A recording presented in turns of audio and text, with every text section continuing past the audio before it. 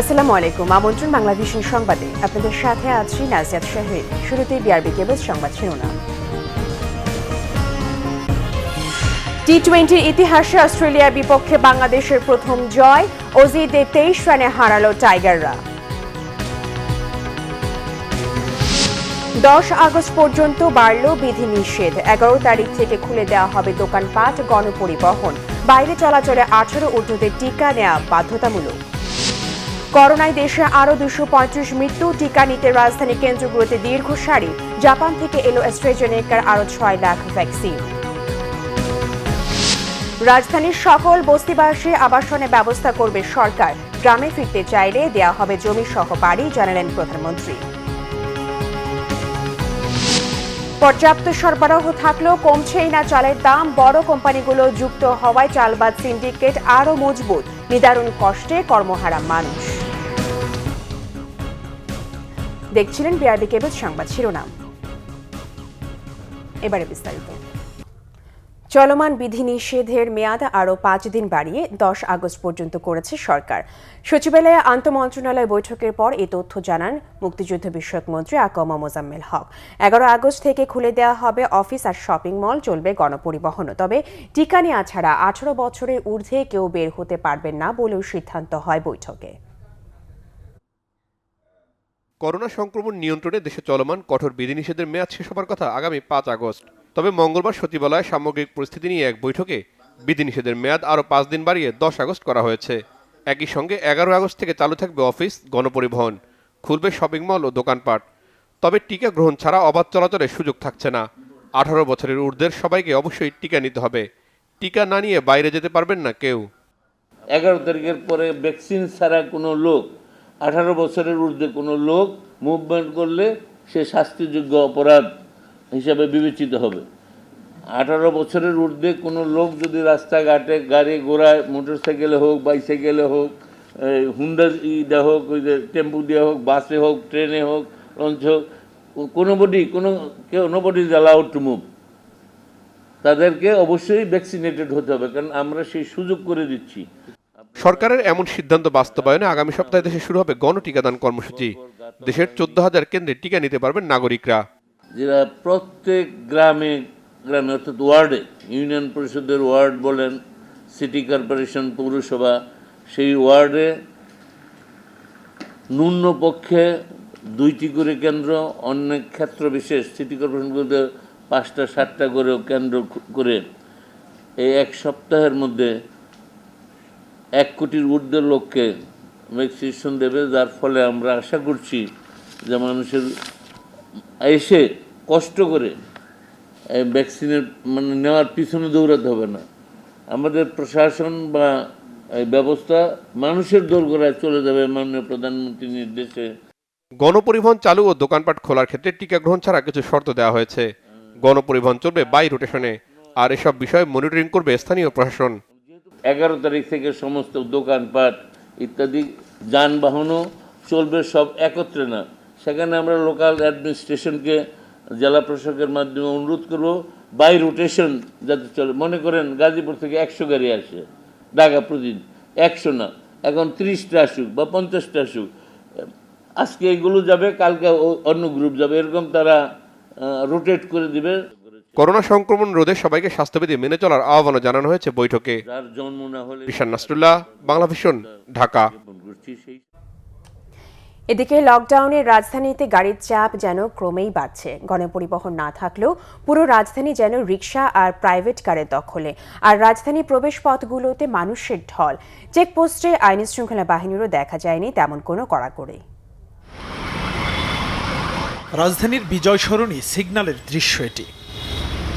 সড়কে নেই কোনো গণপরিবহন, তবুও ব্যক্তিগত গাড়ির চাপে তৈরি হয়েছে যানজট। রাজধানীতে প্রবেশমুখ যাত্রাবাড়ির সাইনবোর্ড এলাকার চেকপোস্টে নেই তেমন কড়াকড়ি। কেউ রাজধানীতে ফিরছেন ভ্যান রিকশায়, আবার আইনশৃঙ্খলা বাহিনীর সামনেই উচ্চ ভাড়ায় চলছে সিএনজি। না, এটাও আমার হালকা পাতলা এই টিপটুপ মারি আর কি। ট্রেনে যাবো রুগী নেয়া, গাড়ি নাই, কোনো কিছু পাই না। এখান থেকে 700 টাকা চায়। রিক্সায় এসেছি এই পর্যন্ত 80 টাকা ভাড়া দিয়ে। এখান থেকে যাব বাসাবো বৌদ্ধ মন্দির অফিসের কাজে, যাত্রাবাড়ি চৌরাস্তার দৃশ্য দেখে বোঝার উপায় নেই দেশে লকডাউন চলমান, পুরো এলাকা যেন রিকশা আর ভ্যানের দখলে। এই অটো রিক্সা দিয়ে আসছি, আমি ঢাকা মেডিকেল যাচ্ছি, আমার বাতিজা আছে। এই দেখ না, কেউ আইটা যাইতে আছে, কেউ গাড়ি দিয়ে যাইতে আছে, কেউ রিক্সা দিয়ে যাইতে আছে। কষ্ট হলে তো যাওয়া লাগবে, বাচ্চা নিয়ে যাওয়ার তো প্রয়োজনের টিকার ডেট আজকে, ওই জন্য। নগরীতে প্রবেশের আরেকটি পয়েন্ট আমিনবাজার ব্রিজ। নানা ঝক্কি ঝামেলা অতিক্রম করে কেউ হেঁটে আবার কেউ রিকশা ভ্যানে ঢুকছেন ঢাকায়। মুহিবুল্লাহ মুহিব, বাংলা ভিশন, ঢাকা। আগের দিনের তুলনায় কিছুটা কমেছে দেশে করোনার সংক্রমণ ও মৃত্যু। ভাইরাসটিতে গত একদিনে মারা গেছেন আরও 235 জন। এ নিয়ে মৃতের মোট সংখ্যা দাঁড়ালো 21,397 জনে। এই পরিস্থিতিতে বিশেষজ্ঞরা বলছেন, সংক্রমণ রোধ করতে হলে ব্যক্তিকেই দায়িত্ব নিতে হবে, মেনে চলতে হবে বিধিনিষেধ। রাষ্ট্রের দায়িত্ব সঠিক মনিটরিং করা। মঙ্গলবার স্বাস্থ্য অধিদপ্তরের প্রেস বিজ্ঞপ্তিতে জানানো হয়েছে, করোনায় একদিনে মারা গেছেন আরও 235 জন। 24 ঘন্টায় 55,284টি নমুনা পরীক্ষায় নতুন শনাক্ত হয়েছে 15,776 জন, আর মোট শনাক্ত 12,96,093 জন। 24 ঘন্টায় শনাক্তের হার 28.54%। এ সময়ের মধ্যে দেশে করোনা থেকে সুস্থ হয়েছেন 16,297 জন। মোট সুস্থ হয়েছেন 11,25,045 জন। ঢাকা বিভাগে সর্বোচ্চ 73 জন মারা গেছেন। এরপরে সর্বোচ্চ চট্টগ্রাম বিভাগে 65 জন, খুলনা বিভাগে 32 জন ও চতুর্থ সর্বোচ্চ রাজশাহী বিভাগে মারা গেছেন 21 জন।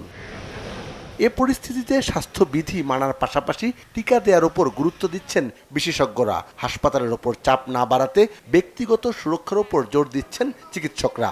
ব্যক্তি তার সুরক্ষা নিশ্চিত করবেন এবং বিধিনিষেধ বা যে সমস্ত শর্ত আছে সেটা মেনে চলবেন।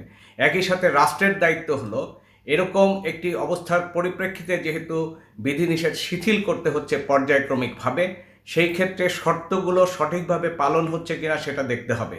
এবং একই সাথে এর ফলে আমাদের সংক্রমণের গতি অথবা সংক্রমণের অবস্থা কেমন হচ্ছে সেটাকে খুব ক্লোজ মনিটরিং করতে হবে, কারণ অবস্থার পরিপ্রেক্ষিতে যে কোনো সিদ্ধান্ত পরবর্তীতে নেওয়া প্রয়োজন হতে পারে। পরিস্থিতি মোকাবেলায় সবার সচেতন হওয়ার পাশাপাশি স্বাস্থ্যবিধি মেনে চলার পরামর্শ বিশেষজ্ঞদের। সিকান্দার রেমান, বাংলা ভিশন, ঢাকা। এদিকে করোনা টিকা নিতে কেন্দ্রগুলোর বাইরে দীর্ঘ সারি, এদের বেশিরভাগই প্রবাসী। তবে দ্বিতীয় দিনেও অ্যাস্ট্রাজেনেকা বাদ পড়া দ্বিতীয় ডোজের টিকা নিতে যাওয়া মানুষের ভিড় ছিল অনেকটা কম। করোনার সংক্রমণ বেড়ে যাওয়া এবং বিভিন্ন প্রয়োজনে টিকা নেয়ার আগ্রহ বেড়েছে মানুষের। কেন্দ্রগুলোর সামনে গেলে দেখা যাচ্ছে টিকা নেয়ার জন্য মানুষের দীর্ঘ সারি। ঢাকা মেডিকেল কলেজ হাসপাতালে গিয়ে দেখা গেছে প্রবাসীদের দীর্ঘ সারি। তবে এর বাইরে সাধারণ টিকা গ্রহীতাদের নেই কোনো লাইন। দীর্ঘ লাইনে ক্ষুব্ধ প্রবাসীরা। সকাল 8টায় এসে লাইনে দাঁড়াইছি, আমি কুয়েতে যাব, ভ্যাকসিন নিতে আইছি। আমি আসছি ভোর 4টা বাজে, এ পর্যন্ত লাইনে দাঁড়ানো হয়ে আছে। 1.5 ঘন্টার উপরে দাঁড়া আছি, লোক খালি উদের যাইতেছে, আসতেছে, দিতেছে। মানে আমরা যে প্রবাসী, আমরা কোনো দামই দিচ্ছে না। দীর্ঘ লাইন পেরিয়ে যারা ভিতরে গেছেন তারাই সন্তুষ্ট ভিতরের পরিবেশে। আনুষ্ঠানিকতা শেষ করে অল্প সময়ের মধ্যেই টিকা পাচ্ছেন সবাই। টিকা নেওয়ার পর খুব ভালোই লাগতেছে, একটু ভয় ভয় লাগছিল। হ্যাঁ, একটু ভয় ছিল, কিন্তু ওরকম যেরকম ভয় পাইছি ওরকম ভয় তেমন কিছু লাগে নাই। একদম ইজি টিকা দেওয়া, মানে ব্যথা বেদনা বলতে কিছু অনুভব করি নাই খুব একটা। তবে অক্সফোর্ড অ্যাস্ট্রাজেনেকার দ্বিতীয় ডোজের বাদ পড়াদের ভিড় নেই তেমন একটা। ভাবছিলাম তো আমি মনে হয় এই টিকাটা দিতে পারবো না, আর সবাই মানুষ বলছে তো এক টিকা না দিলে আরেক টিকাতে মনে হয় তোমার একটু ভয় ভয় লাগবে, কি তুমি মনে হয় কিছু হয়ে যাবে তোমার। আমি একটু ভয় পাইছিলাম প্রথম। অ্যারেঞ্জমেন্ট আছে ভালো মানুষেরই, কিন্তু আসছে হচ্ছে আপনার আজকে 30 জন। ঢাকা মেডিকেল কলেজ হাসপাতালের টিকা কেন্দ্রে কর্তব্যরত চিকিৎসক জানিয়েছেন, টিকার পর্যাপ্ত যোগান রয়েছে তাদের সেখানে। তবে বিভিন্ন কারণে প্রবাসীদের ভিড় সেই কেন্দ্রে। এখানে মূলত দেয়া হচ্ছে মডার্না টিকা, যেটা প্রবাসীদের জন্য এবং সাধারণ যারা ওদের জন্য। এছাড়া এখানে অ্যাস্ট্রাজেনেকার টিকা দেওয়া হচ্ছে অক্সফোর্ডের, যেটা আমরা 1500 ইভেন 1700 1800 হয়ে যায় ভ্যাকসিন একদিনে দেয়া। তো ওটা দেওয়ার পরও প্রতিদিন যে পরিমাণ নিবন্ধন হচ্ছে ঢাকা মেডিকেলে, আমরা কুলাতে পারছি না। 7 আগস্ট থেকে সারা দেশে শুরু হবে করোনা টিকা দেওয়ার বিশেষ অভিযান। আহমেদ সরওয়ার, বাংলা ভিশন, ঢাকা। অন্যদিকে জাপান থেকে উপহার হিসেবে বাংলাদেশে এলো আরও 6,16,780 ডোজ অ্যাস্ট্রাজেনেকার কোভিড ভ্যাকসিন। জাপান থেকে টিকাবাহী বিশেষ বিমানটি বিকেল 3:15টার দিকে হজরত শাহজালাল আন্তর্জাতিক বিমানবন্দরে অবতরণ করে। বাংলাদেশে নিযুক্ত জাপানের রাষ্ট্রদূত নাওকি ইতো সহ স্বাস্থ্য মন্ত্রণালয়ের ঊর্ধ্বতন কর্মকর্তারা এ সময় উপস্থিত ছিলেন। এ নিয়ে জাপান সরকারের উপহার হিসেবে 3 দফায় মোট 16,43,100 ডোজ টিকা দেশে এসেছে। পরে স্বাস্থ্য অধিদপ্তরের ইপিআই বিভাগের প্রোগ্রাম ম্যানেজার ডাক্তার মাওলা বক্স চৌধুরী সাংবাদিকদের বলেন, অ্যাস্ট্রাজেনেকা দ্বিতীয় ডোজের জন্য অপেক্ষমানরা এখন এই টিকা দিতে পারবেন। আগামীতে আরও অ্যাস্ট্রাজেনেকা ভ্যাকসিন দেওয়ার কথা জানিয়েছেন জাপানের রাষ্ট্রদূত। বেড না পেয়ে রাজধানীর হাসপাতালগুলো থেকে এখনো ফিরে যেতে হচ্ছে করোনার রোগীদের। হাসপাতাল কর্তৃপক্ষ জানিয়েছেন, খুব জটিল রোগী হলে বাধ্য হয়ে রাখতে হলেও পরিস্থিতির কারণে অনেক রোগীকে ফিরিয়ে দিচ্ছেন তারা। এদিকে রাজধানী হাসপাতালে বেড়েছে অন্তঃসত্ত্বা করোনা রোগীর চাপ। ওই জায়গায় হাই ফ্লো 4টা না 5টা 7টা আছে না, 7টা হাই ফ্লো ইনগেস্ট লোক তো শুনলেন স্যার, একটা সিটও খালি নাই, 60টা সিট আছে আমাদের, কেবিন আছে 20টা, এগুলো সবই ইনগেস্ট। কুমিল্লার অন্তঃসত্ত্বা এক করোনা রোগীর সংকটাপন্ন অবস্থার কথা শুনে ঢাকা মেডিকেল কলেজ হাসপাতালের পরিচালক নিজেই নিজের হাসপাতালে একটি বেডের ব্যবস্থা করার জন্য সব রকম চেষ্টা করছেন, কিন্তু শেষ পর্যন্ত কোনো বেড দিতে পারলেন না। তুলে ধরলেন অসহায়ত্বের কথা। মানে এরকম ক্রিটিক্যাল পেশেন্ট আসে এবং তাকে কিন্তু স্পেশাল কেয়ার নিতে হয়, তার জন্য অনেক ডিভাইস দরকার হয়। সুযোগটা কিন্তু সবাইকে আমরা দিতে পারি না। বাংলাদেশে গর্ভবতী নারী, কোভিড পজিটিভ মাদারদের আমরা 60টা বেড, তার সাথে কেবিন নিয়ে অ্যাবাউট 100 পেশেন্ট আমরা হোল্ড করতে পারতাম, কিন্তু সেইগুলিও ফিল্ড আপ। তবে উল্টো চিত্র আবার রাজধানীর মুগদা মেডিকেল কলেজ হাসপাতালে। অন্তঃসত্ত্বা কোনো করোনা রোগীকে ফিরে আসতে হচ্ছে না সেখান থেকে। ভর্তির ব্যাপারটা হচ্ছে অক্সিজেন কতটুকু লাগতেছে। একটা রোগীর যদি অনেক অক্সিজেন লাগে সেক্ষেত্রে সেটার জন্য আমাদের একটু সমস্যা হবে। তারপরেও আমরা গর্ভবতী মহিলাদেরকে অবশ্যই চিকিৎসা দেওয়ার চেষ্টা করবো এবং তারা অসুবিধা নেই। এদিকে ঢাকা মেডিকেল এবং মুগদা হাসপাতাল দুই জায়গায় এখন করোনা রোগীতে পূর্ণ। দেশের নানা প্রান্ত থেকে করোনায় আক্রান্ত রোগীরা ছুটে আসছেন এই দুই হাসপাতালে, কিন্তু ফিরে যেতে হচ্ছে অনেককে। তারা দেখলো কাগজ টাগজ দেখে কোনো করোনা নাই, ওষুধ দিলাম, ঠান্ডার ওষুধ দিলাম, এগুলো খাওয়ান ঠিক হয়ে যাবে। পালস মিটার আপনার 94 আছে, অতএব ওনার ভর্তি লাগবে না। আপনি বাসায় নিয়ে যান, যে ওষুধগুলো দিচ্ছে এগুলো খাওয়াইলে ঠিক হয়ে যাবে। আর সকালে আপনারা দেখে আসলেন যে পেশেন্ট আসলে রাখার জায়গা নাই, সো আমাদেরকে বাধ্য হয়ে বলতে হচ্ছে যে আপনারা অন্যান্য কোভিড হাসপাতালে একটু খোঁজখবর নেন। অবস্থা আসলে খুবই ভয়াবহ এবং আমার বলতেও খুব খারাপ লাগতেছে। হাসপাতালের পরিচালক হিসাবে আমাদের যে সিটগুলো ছিল সেই সিট সবগুলো স্যাচুরেটেড হয়ে গেছে। এখন আসলে আমরা ভর্তি দিচ্ছি ওভাবেই, যতগুলো রুগী আমরা সুস্থ হয়ে বাড়িতে পাঠিয়ে দিচ্ছি, ঠিক সেই পরিমাণ রুগী আমরা ভর্তি করতে পারছি। একটা হাসপাতালের জন্য এর চেয়ে বড় দুঃখের ব্যাপার আর কিছু হতে পারে না। বুধবার থেকে মহাখালীর ডিএনসিসি করোনা ডেডিকেটেড হাসপাতালে 500 নতুন বেড যুক্ত হবার কথা থাকলেও ভারত থেকে ভিআইই অক্সিজেন ট্যাঙ্ক এসে না পৌঁছানোর কারণে আরও কয়েকদিন দেরি হবে বলে জানিয়েছে হাসপাতাল কর্তৃপক্ষ। নাইম হাসান, বাংলা ভিশন, ঢাকা। রাজধানীর সকল বস্তিবাসীর জন্য আবাসন করে দেবে সরকার, জানিয়েছেন প্রধানমন্ত্রী শেখ হাসিনা। কেউ গ্রামে ফিরতে চাইলে তাদেরকেও জমি সহ বাড়ি করে দেওয়া হবে। সরকারি কর্মকর্তা কর্মচারীদের জন্য রাজধানীর বিভিন্ন এলাকায় 2474টি ফ্ল্যাট, মাদারীপুরে সমন্বিত সরকারি অফিস ভবন এবং বস্তিবাসীদের জন্য মিরপুরে ভাড়াভিত্তিক 300 ফ্ল্যাট নির্মাণ করেছে গণপূর্ত মন্ত্রণালয়। বঙ্গবন্ধু আন্তর্জাতিক সম্মেলন কেন্দ্রে এগুলোর বরাদ্দপত্র ও হস্তান্তর অনুষ্ঠান হয়। গণভবন থেকে ভার্চুয়ালি যুক্ত হয়ে এগুলোর উদ্বোধন করেন প্রধানমন্ত্রী শেখ হাসিনা। অনুষ্ঠানে প্রধানমন্ত্রী বলেন, দেশের সব মানুষের সুন্দর জীবন নিশ্চিতে কাজ করছে সরকার।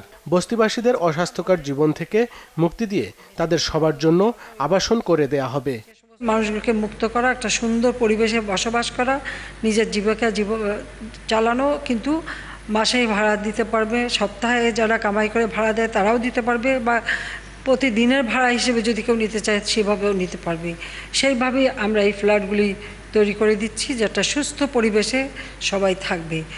আমাদের লক্ষ্য আছে যে বাংলাদেশে একটি মানুষ গৃহহারা থাকবে না, একটি মানুষ গৃহহীন থাকবে না, ভূমিহীন থাকবে না। আর যারা নিজের গ্রামে ফিরতে চান, যদি কারো জমি না থাকে তো জমি সহ আমরা ঘর দেব। আমাদের আশ্রয়ণ প্রকল্প 2 এর মাধ্যমে আমরা সেটা দিচ্ছি। সকল সরকারি কর্মকর্তা কর্মচারীর জন্যও আবাসনের প্রতিশ্রুতি দেন প্রধানমন্ত্রী। সরকারের পরিধিও বেড়েছে, কাজের পরিধি বেড়েছে, আমাদের সরকারি কর্মচারীদের সংখ্যাও বেড়েছে। সেটা বিবেচনা করেই আমরা ঠিক করলাম যে আমাদের ফ্ল্যাট নির্মাণ করে দেব এবং বিভিন্ন পর্যায়ে যারা আছেন উচ্চ পদস্থ যারা, সে উচ্চ পদস্থ থেকে এবং নিম্ন পর্যায়ে সকলের জন্যই ফ্ল্যাট বাড়ি করে সকলকে একটা সুন্দর পরিবেশে থাকার ব্যবস্থা করে দেব, যেন ভালোভাবে কাজ করতে পারেন। প্রধানমন্ত্রী জানান, জনগণ যাতে সরকারি সকল সেবা এক অফিসে গিয়েই পেতে পারে তার জন্য জেলা উপজেলা পর্যায়ে সমন্বিত সরকারি অফিস গড়ে তোলা হচ্ছে। আরিফুল হক, বাংলা ভিশন, ঢাকা। গণতন্ত্র পুনরুদ্ধার ও বেগম খালেদা জিয়ার মুক্তিতে ঢাকা মহানগরের নতুন কমিটি ভূমিকা রাখবে বলে আশাবাদী বিএনপি মহাসচিব মির্জা ফখরুল ইসলাম আলমগীর।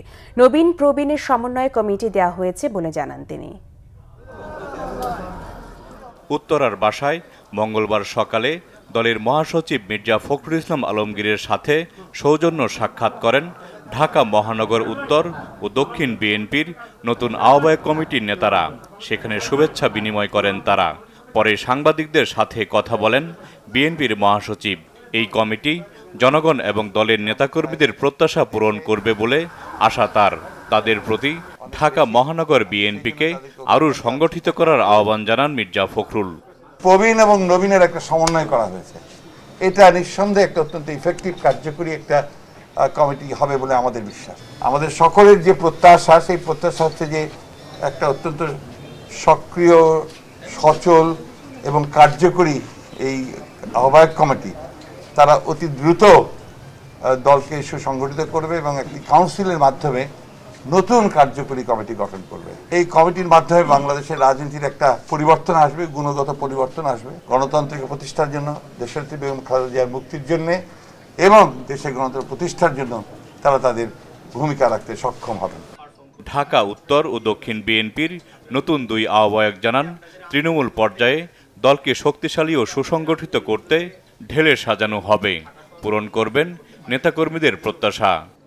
আমাদের প্রথম যে উদ্দেশ্য এবং লক্ষ্য সেটা হলো দলকে সুসংগঠিত করা এবং তৃণমূল পর্যায়ে ওয়ার্ড থেকে শুরু করে থানা পর্যন্ত আমরা এই সংগঠনকে শক্তিশালী করার মাধ্যমে ঢেলে সাজিয়ে আমরা মহানগর উত্তর এবং দক্ষিণ আমরা একটি কাউন্সিল করব ইনশাল্লাহ। দলের সকল পর্যায়ের নেতা এবং মহানগরীর সকল পর্যায়ের নেতা কর্মীদের আমরা সবার সহযোগিতা চাই এবং আমরা উত্তর দক্ষিণ বিএনপি একসাথে মিলেই আমরা সমবেতভাবে মহানগরীতে কাজ করার চেষ্টা করব, যাতে কোথাও কোনো গ্যাপ সৃষ্টি না হয়। গঠনতন্ত্র অনুযায়ী আগামী 3 মাসের মধ্যে কাউন্সিল করার কথা জানান আহ্বায়ক কমিটির নেতারা। সবার সহযোগিতা চাই। জাহাঙ্গীর আকন্দ, বাংলা ভিশন, ঢাকা। আওয়ামী লীগ সাধারণ সম্পাদক ওবায়দুল কাদের বলেছেন, আগস্ট এলেই বিএনপি রক্তাক্ত অতীতের অন্তর্জ্বালা নিয়ে অস্থির হয়ে পড়ে। সরকারি বাসভবনে ব্রিফিংয়ে তিনি বলেন, বিএনপির শিবের গীত জনগণের কাছে এখন পরিষ্কার, তাই জিয়াউর রহমানকে ধোয়া তুলসী পাতা বানানো অপচেষ্টা জনগণ কখনো মেনে নেবে না। বঙ্গবন্ধু হত্যাকাণ্ড নিয়ে বিএনপি মহাসচিব অসত্য ও বিভ্রান্তিমূলক বক্তব্য দিচ্ছেন বলেও অভিযোগ তার। বলেন, এদেশের রাজনীতিতে খুন ও হত্যাকাণ্ডের চর্চায় বিএনপি নিজস্ব প্যাটেন্ট।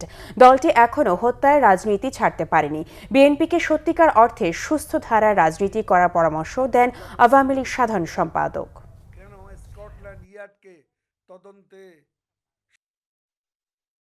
বিএনপি আজ আষাঢ়ে গল্প পাচ্ছে, বঙ্গবন্ধু হত্যায় নাকি আওয়ামী লীগ জড়িত, সরকার নাকি জিয়াউর রহমানের ভাবমূর্তি ক্ষুণ্ণ করতে চাইছে। মির্জা ফখরুল সাহেবের বক্তব্য অনেকটা ঠাকুর ঘরে কেড়ে আমি কলা খাই নেয়ার মতো। বঙ্গবন্ধু হত্যার কুশীলব কারা, জাতির কাছে এটা এখন স্পষ্ট। ঐতিহাসিক সত্য, ফখরুল সাহেবরা নতুন করে বাকপটুতা ধামা চাপা দেওয়ার নির্লজ্জ ব্যর্থ চেষ্টা করে লাভ নেই। পর্যাপ্ত সরবরাহ থাকলেও কমছে না চালের দাম। অতিরিক্ত এই দাম করোনাকালে স্বল্প আয়ের মানুষের কষ্ট বাড়িয়েছে। চাল ব্যবসায়ীরা বলছেন, চালের ব্যবসার সাথে যুক্ত হয়েছে দেশের বড় বড় কোম্পানি। কোম্পানিগুলো মিল মালিকদের আধিপত্য খর্ব করে বসতে চলেছে নিয়ন্ত্রকের আসনেও। বাজার বলছে শুধু গত বছরের তুলনায় সব ধরনের চালের কেজি এখন অন্তত 3 থেকে 4 টাকা বেশি। গরিবের মোটা চালের কেজিও 50 টাকার নিচে পাওয়া যায় না রাজধানীর বাজারে। আমার তো কষ্ট অবশ্যই হয়, আমি তো আমার একার দিকে ভাবলেও সবাই তো কষ্ট হয়, আর যারা দিন মজুর তারা তো কাজ মোটেই নেই, তাদের তো সঙ্গে তো অনেক কষ্ট হয়। এখন এটা তো মনে করেন সরকারের একটা দেখা উচিত যে যারা সাধারণ মানুষ আছে তাদের এরকম চালের দাম এত বাড়তি কেন হইতেছে।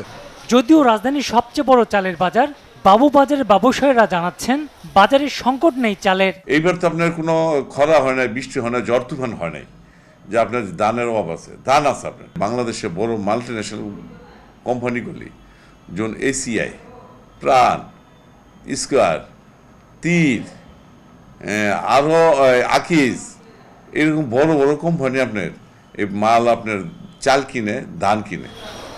কৃষি অর্থনীতিবিদরা বলছেন কৃষি পণ্যের দাম নিশ্চিত করতেই হবে।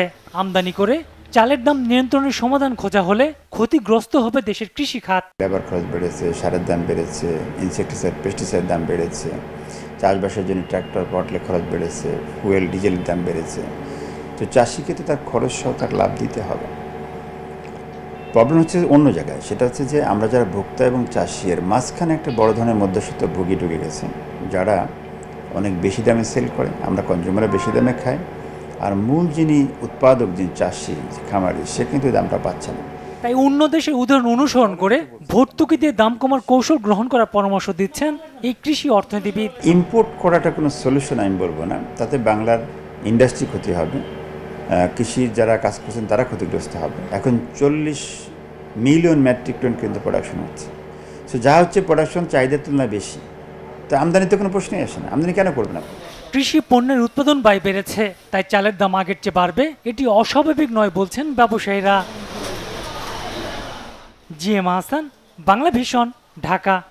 পল্লবী ও গুলশান থানার 2টি পৃথক মামলায় হেলেনা জাহাঙ্গীরকে আটক 8 দিনের রিমান্ডে নিয়েছে পুলিশ। এদিকে মঙ্গলবার ভোরে হেলেনা জাহাঙ্গীরের 2 সহযোগী জয়যাত্রা টিভির জিএম হাজিরা খাতুন ও প্রতিনিধি সমন্বয়ক সানাউল্লাহ নুরিকে রাজধানী গাবতলী থেকে গ্রেফতার করেছে র্যাব।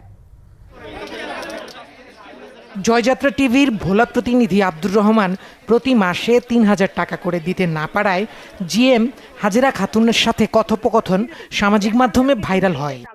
আপনার নিউজ যেতে হলে এইভাবে যাবে না, আপনি প্রতিটা নিউজের জন্য কমার্শিয়াল দিতে হবে। অফিস আমাদেরকে স্যালারি দিবে, এখন উল্টা আমরা স্যালারি দিব। আপা, জয়যাত্রা টিভির এই সাবেক প্রতিনিধি সোমবার পল্লবী থানায় মামলা করেন।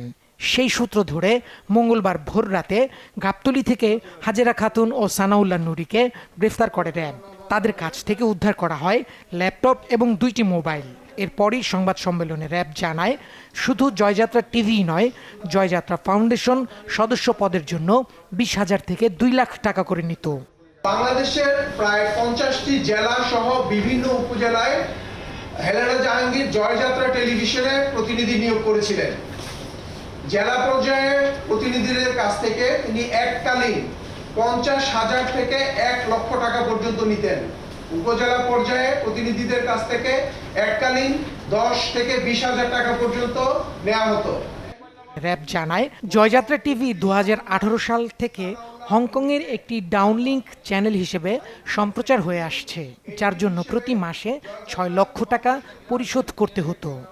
হেলেনা জাহাঙ্গীর বিভিন্ন প্রোগ্রামের মাধ্যমে সমাজে বিভিন্ন বিশিষ্ট ব্যক্তিবর্গ এদেরকে হাজির করার চেষ্টা করতো। উনি বিভিন্ন সময় বিভিন্ন ব্যক্তিবর্গের সাথে উনি বিভিন্ন ছবি ব্যবহার করতো, যেটা ওনার নিজের উদ্দেশ্য হাসিল করার জন্য বা বিভিন্ন মানুষকে প্রতারণা করার জন্য। ডিজিটাল প্ল্যাটফর্ম ব্যবহার করে প্রতারণার অভিযোগে গত 29 জুলাই রাজধানীর গুলশানের বাসায় অভিযান চালিয়ে হেলেনা জাহাঙ্গীরকে গ্রেফতার করে র্যাব। দীপন দাওয়ান, বাংলা ভিশন, ঢাকা। নতুন মুদ্রানীতি করোনায় বিপর্যস্ত অর্থনীতির চাহিদা মেটাতে সহায়ক নয় বলে জানিয়েছে বেসরকারি গবেষণা প্রতিষ্ঠান সিপিডি। বেসরকারি খাতে ঋণ প্রবাহ দ্বিগুণ করার টার্গেট বাস্তবায়ন নিয়েও সন্দিহান প্রতিষ্ঠানটি। মুদ্রানীতি নিয়ে অনলাইন প্রতিক্রিয়ায় এই বিশ্লেষণ তুলে ধরে সিপিডি। প্রতিষ্ঠানটির নির্বাহী পরিচালক ডক্টর ফাহমিদা খাতুন জানান, প্রতি বছর প্রবৃদ্ধি বাড়লেও সে তুলনায় পর্যাপ্ত নয় বেসরকারি খাতে ঋণ প্রবাহ। মহামারীর মধ্যে 7.2% প্রবৃদ্ধি টার্গেট উচ্চাবে উচ্চাভিলাষী। রেমিটেন্স ছাড়া কোনো সূচকই যখন গতি পাচ্ছে না, তখন অর্থনীতি কিভাবে পূর্ণ চক্রে ফিরবে এই নিয়ে প্রশ্ন তোলেন গবেষকরা। সিপিডির ফেলো প্রফেসর মোস্তাফিজুর রহমান জানান, প্রণোদনার টাকা ক্ষুদ্র ও মাঝারি প্রতিষ্ঠান তেমন পায়নি, বরং সেই অর্থ শেয়ার বাজারে যাবার অভিযোগ তার। প্রণোদনা, অর্থ ছাড় এবং ফিরতে স্বচ্ছতা, জবাবদিহিতা প্রতিষ্ঠানের ওপর জোর দেন গবেষকরা। সরকারি লক্ষ্য বাস্তবায়ন এবং মুদ্রানীতি কার্যকরের সামষ্টিক চাহিদা বৃদ্ধি এবং টিকাদান কার্যক্রম জোরদারের পরামর্শ দেয় সিপিডি। কুসংস্কার, ভয় আর নিবন্ধন জটিলতা কাটিয়ে ৩০ ঊর্ধ্ব সবাই টিকা নিয়ে দৃষ্টান্ত দেখিয়েছেন সাতক্ষীরার সদর উপজেলার জোরদিয়ার শেখপাড়া গ্রামের মানুষ। ইউনিয়ন পরিষদের পক্ষ থেকে ঘোষণা দেওয়া হয়েছে ভ্যাকসিনেটেড গ্রাম হিসেবে। সাতক্ষীরা সদর থেকে ১০ কিলোমিটার দূরের ফিংডি ইউনিয়নের জোরদিয়া শেখপাড়া গ্রাম। কুসংস্কার, ভ্যাকসিন ভীতি আর নিবন্ধন জটিলতার কারণে প্রথম দিকে করোনার টিকা নিতে আগ্রহ ছিল না এ গ্রামের মানুষের। পরিস্থিতি উত্তরণে এগিয়ে এসেছে একদল তরুণ। গ্রামের প্রতিটি সড়কের মোড়ে মোড়ে বুথ বসিয়ে বাড়ি বাড়ি গিয়ে সচেতনতা বাড়িয়ে এবং নিবন্ধন করে দিয়ে টিকা নিতে উৎসাহ জাগিয়েছেন তারা। আমাদের গ্রামে একটা গুজব ছিল যে টিকা নেওয়ার ফলে মানুষের মধ্যে অনেক ধরনের অসুস্থতা, যেমন জ্বর কিংবা আরও শারীরিক নানান জটিলতা সৃষ্টি হতে পারে, যার কারণে মানুষজন টিকা নিতে ইচ্ছুক ছিল না। আমরা ডিসিশন নেই যে আমরা মানুষের বাড়িতে বাড়িতে যাব এবং তাদেরকে বোঝাবো।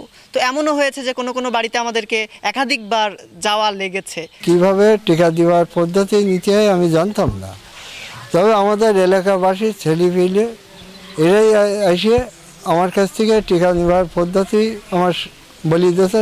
আমার আইডি কার্ড আর মোবাইল নাম্বার নিয়েছে, নিয়ে বললো যে কাকি সমস্যা নেই, আমরা নিবন্ধন করে দিচ্ছি। কাউকে সাথে সব গুছাই দেবে, তো আমি সদরে যাই টিকা দিয়ে আসি। এলাকার তরুণদের এমন উদ্যোগের ফলে জোরদিয়া শেখপাড়া গ্রামের ৩০ ঊর্ধ্ব মানুষ এখন টিকার আওতায়। এলাকার অসচেতন নাগরিকদের নিবন্ধনের আওতায় আনতে সক্ষম হয়েছে। তাদের অধিকাংশই ইতিমধ্যে টিকার প্রথম ডোজ গ্রহণ করেছে, যে কারণে ওই গ্রামটিকে ইউনিয়ন পরিষদের পক্ষ থেকে ভ্যাকসিনেটেড গ্রাম হিসেবে ঘোষণা করেছি। ৩০০ জন যে উদ্দিষ্ট জনগোষ্ঠী রয়েছে তাদের সকলকেই টিকাদান করা সম্ভব হয়েছে।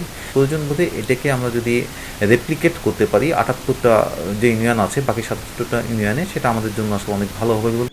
আগামী দিনে করোনার টিকা নিতে সবার সচেতনতা এখন সময়ের দাবি। Bangla vision news desk. নোয়াখালীর বেগমগঞ্জে এতিমখানায় রাতের খাবার খেয়ে এক শিশুর মৃত্যু হয়েছে। হাসপাতালে ১৭ জন। সোমবার রাত ৯:৩০টার দিকে একলাশপুর মদিনাতুল উলুম ইসলামিয়া মাদ্রাসা ও এতিমখানায় এই ঘটনা ঘটে। নূর হাদি নিশান নামে এক শিশুকে নোয়াখালী জেনারেল হাসপাতালে নেওয়ার পর চিকিৎসক মৃত ঘোষণা করেন। চিকিৎসা দেওয়া হচ্ছে আরও ১৭ শিশুকে, এদের মধ্যে ৫ জনের অবস্থা আশঙ্কাজনক। ওই মাদ্রাসা ও এতিমখানার শিক্ষক দাউদ ইব্রাহিম জানান, দুপুরে রান্না করা গরুর মাংস দিয়ে রাতের খাবার দেওয়া হয় ছাত্রদের। এ সময় মাংসে দুর্গন্ধ টের পান তারা। খাবার শেষ করার কিছুক্ষণ পর শিশুরা একে একে অসুস্থ হয়ে পড়তে থাকে। এতিমখানাটিতে ১২০টি শিশু শিক্ষার্থী রয়েছে, এর মধ্যে ৬১ জন এতিম। প্রথম দফায় খেতে বসাতে সমস্যা হচ্ছে দেখে বাকিরা আর রাতের খাবার খায়নি। টানা বৃষ্টিতে জলাবদ্ধতা তৈরি হয়েছে বাগেরহাটের নিম্নাঞ্চলে। বীজতলা, আমন ধান, সবজি, পান সহ বিভিন্ন ফসলের ব্যাপক ক্ষতিতে দিশেহারা কৃষক। ভেসে গেছে হাজার হাজার বিঘা মাছের ঘেরও। ৪ দিনের টানা বৃষ্টিতে তলিয়ে গেছে বাগেরহাটের শরণখোলা, রামপাল ও মংলা উপজেলার বিভিন্ন এলাকার ফসলি জমি।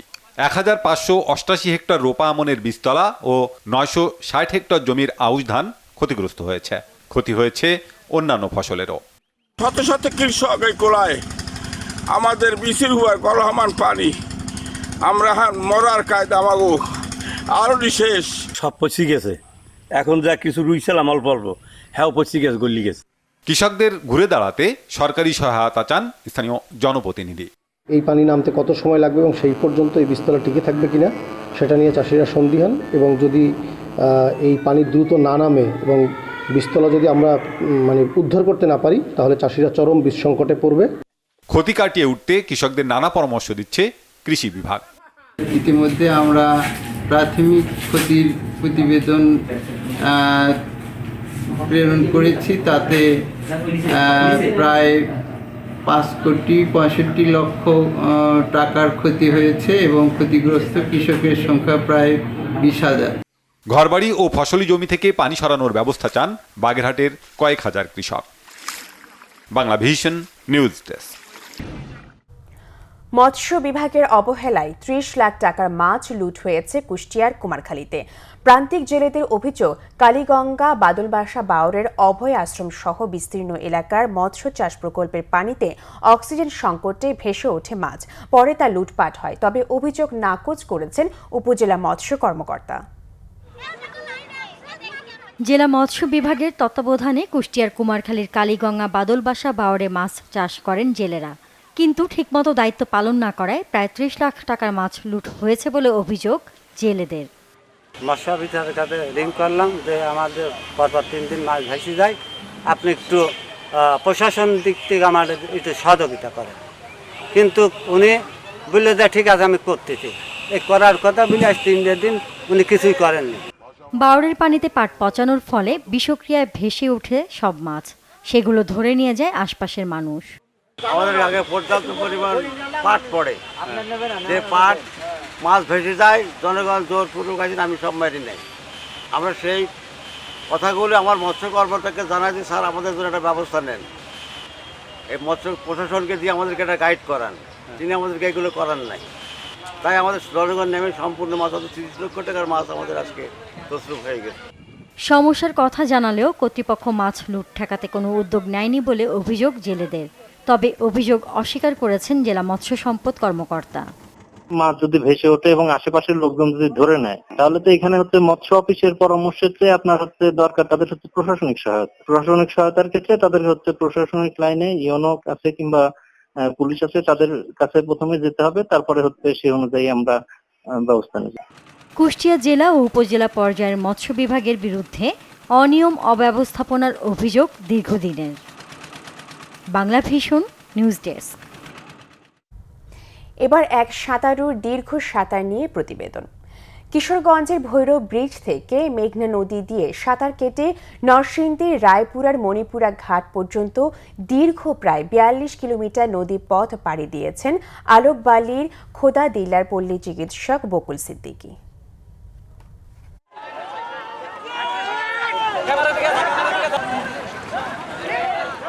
ভোর 5টার দিকে কিশোরগঞ্জের ভৈরব ব্রিজ সংলগ্ন মেঘনা নদী দিয়ে সাঁতার শুরু করেন বকুল ডাক্তার। প্রায় 7 ঘন্টা বিরতিহীন সাঁতার কেটে দুপুর 12টার দিকে রায়পুরার মণিপুরা খেয়াঘাটে পৌঁছেন তিনি।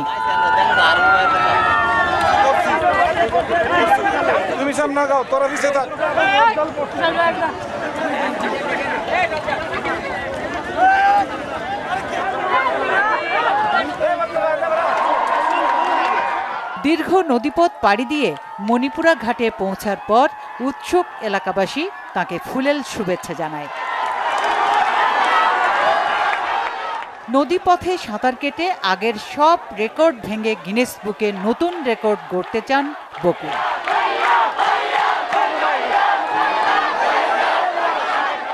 এর জন্য মূলত কারণটা হলো আমি মনে একটা রেকর্ড করতেছিলাম সাঁতারে, যাতে দ্বিতীয়বারকে আমার এই রেকর্ডে না ভাঙতে পারি, এটা হলো আমার মূল উদ্দেশ্য। এবং আমেরিকান একজন আছে গিনেস গুপ্তা, সেই 48 ঘন্টা করছে। আমারও এটা সামনে পরবর্তীতে যেটা এটা আমি বাংলা চিন্তা ভাবনা করতেছি।